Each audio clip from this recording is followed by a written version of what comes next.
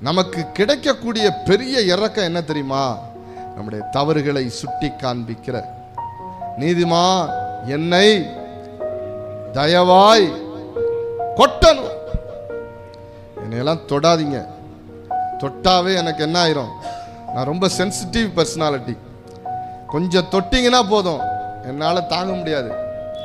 நான் கோச்சிக்குவேன், உங்கள்கிட்ட இருக்க உறவை துண்டித்துக் கொள்வேன். நான் ஓரமாக ஒதுங்கி போய் ஒரு இடத்துல உட்காந்துக்குவேன். என்னைக்கு நான் ஃபென்ஸ் போட்டுக்குவேன். நான் யாரும் என்னை தொடாதீங்க என்கிற குணாதிசயம் ரொம்ப டேஞ்சர்.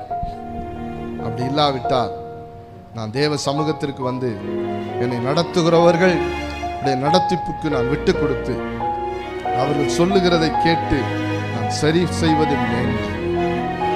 நான் சரியான மனிதனாய் இருந்தால் தேவன் என்னை உற்சாகப்படுத்துகிற சத்தமும் எனக்கு கேட்கணும். என்னை தேவன் உணர்த்துகிற உணர்வும் என் உள்ளத்துல, என் மனசாட்சியில கூர்மையா இருக்கு. அல்லேலூயா. ஆவிக்குரிய வாழ்க்கையினுடைய ஸ்டேட்டஸ் எதிலே அறிந்து கொள்ள முடியும்?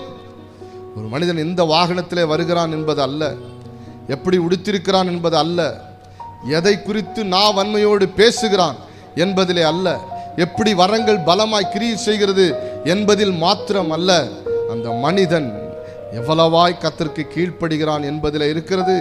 அந்த மனிதன் தேவனை விட்டு தூரம் போகிறோம் என்பதை எவ்வளவு சீக்கிரமாய், எவ்வளவு நொடி பொழுதில், இமை பொழுதில் உணர்ந்து கொண்டு சரி செய்கிறான் என்பதில் இருக்கிறது. எவ்வளவாய் தேவனுடைய சமூகத்திலே போய் அவன் தன்னையே ஒடுக்கி சீர்படுத்துவதற்கு தன்னை விட்டு கொடுக்கிறான் என்பதில் இருக்கிறது. நீ இன்ன நிலைமையிலே விழுந்தாய் என்கிறதை அறிகிற அறிவுதான் ஒரு மனிதனுக்கு தேவன் காண்பிக்கிற ஆசீர்வாதத்திலே சிறப்பானது என்று நான் உங்களுக்கு சொல்ல விரும்புகிறேன். ஆமென்.